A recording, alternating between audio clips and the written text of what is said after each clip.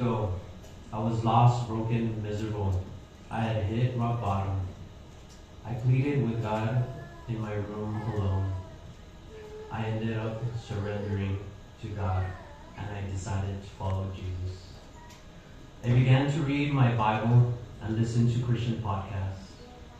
In a sermon by Pastor Adrian Rogers, he preached on how God uses our days as a single person to grow our relationship with Him. In his sermon, he mentioned that I should pray for my partner even before knowing. I did just that. I prayed for you even before I knew you. And God responded.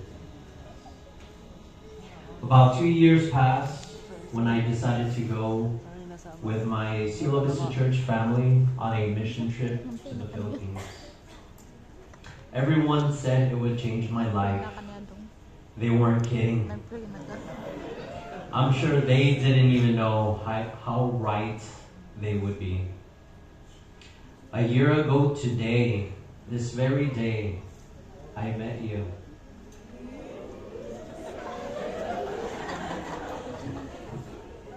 As a God-fearing woman volunteering at her church, our first conversation was about how close our birthdays were. When I got back to the US, we became Facebook friends. Texts became phone calls. Phone calls became hours and hours of FaceTime. Sana all.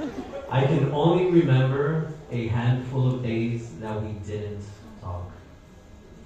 As we got to know each other and study God's words together, I realized I was getting to know the woman that I had been praying for. After further praying, God gave me the green light, and I wasted no more time, and I proposed. No, may kuwan eh. People say there are no perfect marriages. I say a perfect marriage is an imperfect husband and an imperfect wife who never give up on each other. As we stand here in front of our loved ones, I want to share my promises to you in front of God and all of you, beautiful, fine people. My beloved Eileen, I vow to be the God-fearing Christian man you first met.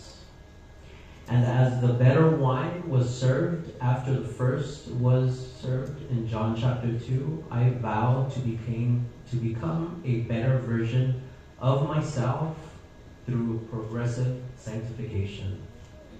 I vow to protect you with all my life, to be the provider of our family. I vow to be the faithful and always be transparent with you.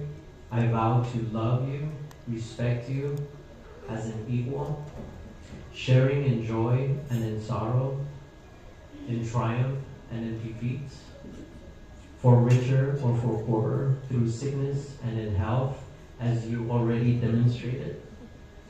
And I will always make room for you in my life. I will be your best friend and partner until my very last breath.